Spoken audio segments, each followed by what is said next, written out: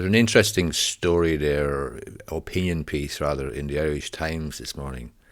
It's about the spat in the Dáil, the vitriolic dispute and exchange in the Dáil between Sinn Féin's Pearse Doherty and Leo Varadkar of Fine Gael.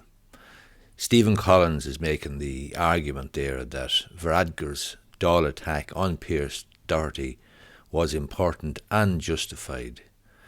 Collins is arguing that government parties have a duty to hit back hard, and that it appears that some members of the government are actually afraid to defend themselves, afraid to defend their record, and afraid to go after Sinn Féin, with the exception of Micheál Martin and Leo Varadkar.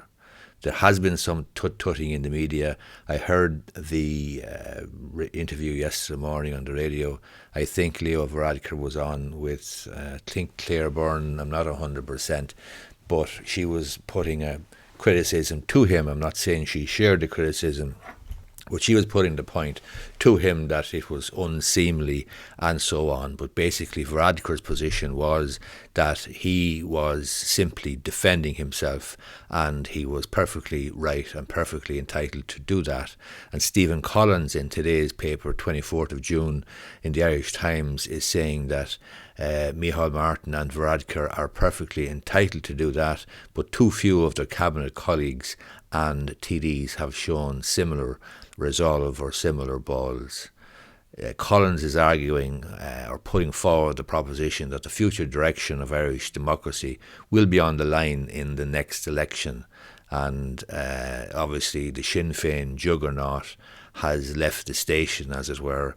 They are rising very, very quickly in the polls and have done inexorably over a period of time. And Collins is arguing that the outcome of the election, the next one, will define the company's or the country's future direction for decades to come. So obviously there is a certain inexorable rise, inexorable quality, inevitable quality about the rise of Sinn Féin in the polls. They have engaged in what many would describe as populism and promising all sorts of money to be spent on all sorts of issues and projects and concerns.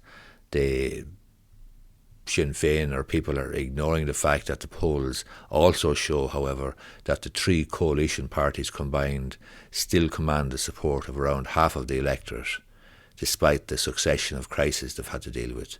That means essentially that Sinn Féin will have to find a coalition partner to win power. So the outcome of the next election is not a foregone conclusion, and Collins appears to be arguing that it's not too late for members of the government and TDs to essentially show a bit of fortitude and fight back and defend their positions. Last week the dispute was with Varadkar getting down and dirty in the Dáil in exchanges with Doherty, but only in response, according to Collins, to the Donegal TD throwing the first stone. Varadkar made reference to the activity of, or the prosecution of, Sinn Féin's Pearse Doherty when he was a young man under the age of 18, I think, but I think he was charged with some public order offence in Dublin for abusing a Garda or something of that nature. It was some sort of a protest. The facts, I believe, were proven, but I'm not 100%. But he got the benefit of the Probation Act. So strictly speaking, and from a legal perspective, he wasn't convicted. He got the benefit of the Probation Act. But obviously, Varadkar made a certain amount of capital about this. And this was in response to Pearse Doherty throwing the stone at Varadkar about the Garda investigation into the leaking by Varadkar of a report to one of the medical organisations during the time, I think, of some negotiations about consultants' contracts or something of that nature. But there is a Garda investigation about that. The Gardaí are investigating. Clearly it's a serious embarrassment for Varadkar, and it could cause him significant difficulties if the thing goes pear-shaped and if there is a prosecution arising from it. But obviously the Gardaí have to carry out their investigation and decide, I suppose, with the assistance of the Director of Public Prosecutions, what's going to happen. The Taoiseach also made, Varadkar also made a number of political points, according to Collins, including the fact that Sinn Féin is one of the biggest property owners in the state and appears to have a bottomless pit of financial resources compared to other political parties. Varadkar is not the only one who's pointed this out. Pearse Doherty-important, the Aontú TD for Meath, he was a Sinn Féin member for 21 years. He quit the party in protest about the party's stance on abortion in 2018. But he told the Dáil last month that Sinn Féin had over 100 properties in the state. So the question is, Sinn Féin's demand obviously is for the state to requisition land for the National Maternity Hospital from the nuns who operate St Vincent's. But Pearse Doherty-important is saying he would suggest that maybe Sinn Féin would give some of their properties to the state. It's easy to be generous with other people's money. People shouldn't ask others to do what they wouldn't do themselves. When it comes down to demanding higher standards from others than it does itself, Collins says that this is all part and parcel of Sinn Féin's approach to politics. It has denounced the government's failure on housing and has made it the centrepiece of its assault on the coalition, yet Sinn Féin has led objections up and down the length and breadth of the country to new housing developments in many parts of the country. It seems the party's tactic, according to Collins, is to ensure that housing remains in crisis so that they have got a big stick with which to beat government. Varadkar also addressed other issues of what he would claim to be Sinn Féin double standards. For example, he said that there are a huge number of convicted criminals in his party and in the wider Republican family, whether they be tax dodgers like Slab Murphy, who was described as a good Republican according to Deputy MacDonald. Basically, Varadkar is saying that he's a tax dodger, or people who have been convicted for murder. Varadkar also made reference to the party's attitude to rape and paedophiles and what it has done in that regard. I'm not sure exactly what he's referring to there, but that came out in the Dáil exchange. These are issues, according to Stephen Collins, in the Irish Times, which rarely feature in political debate, but he says they go to the heart of Sinn Féin's fitness for government. One of the reasons that there's so little discussion about them in recent years is, he says, Sinn Féin has embarked on a legal strategy which is copied from Russian oligarchs and the super wealthy closer to home who issue libel writs to intimidate the media into silence.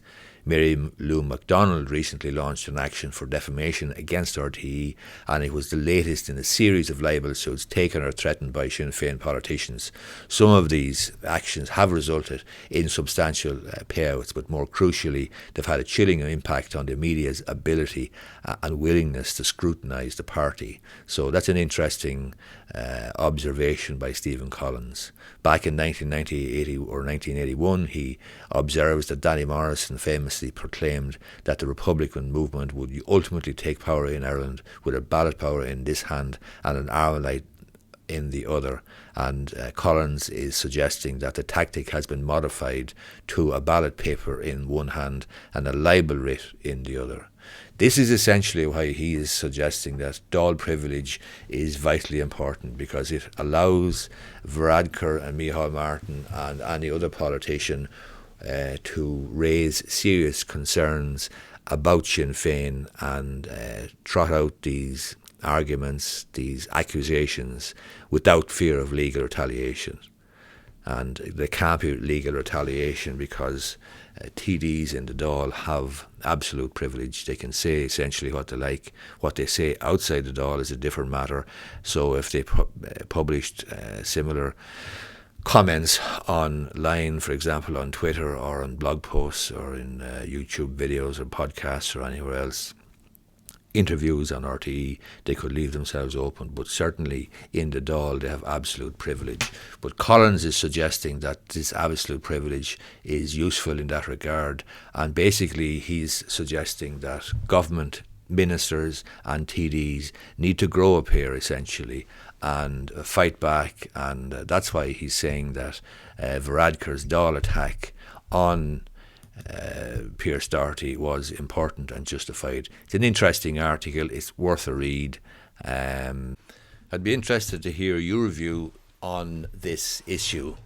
The question of Varadkar fighting back, the question of fairly vituperous, vitriolic attacks on the Dáil, interpersonal difficulties or problems between certain individuals. Varadkar and Pearse Doherty and Varadkar and Mary Lou MacDonald appear to have a bit of history, a bit of previous. But I'd be interested in seeing your view down below in the comments as to whether you think Varadkar and Micheál Martin, when he does it, are justified, and whether Stephen Collins is right in calling for more vigorous defence by government ministers and TDs, or whether the tut-tutting to which he refers in his article is justified and the whole thing is unseemly and unpleasant and so forth. Also, I'd be interested to see what your view is about the Sinn Féin's rise in the polls and their significant rise over the last 12, 18 months, 3 years or thereabouts. And obviously they're going to be certainly the biggest party in the next Dáil. But the question of forming a government, forming a coalition government or not, will then arise, because I think they will. Certainly Stephen Collins says they will, and I would defer to his expertise on this. On this matter, he says they will need a coalition partner. So what's your view on that? Do you think it's time for Sinn Féin to have a chance, to have a go, that Fianna Fáil and Fine Gael are there long enough and it's Tweedledum and Tweedledee? Or do you think that Sinn Féin are simply promising people all sorts of things on the basis that they have some sort of a money tree, and that all they're engaging in is populist politics, populist promising politics, promising everybody everything and you can have anything you want? Or do you need more responsible steering, as it were, of the economy and of the budget and so on? I'd be interested to see your views down below. Obviously everybody has a different view, and people have pretty strong views about Sinn Féin and about Fianna Fáil and about Fine Gael and about what has gone on in the past and the middle ground parties and so on and so forth.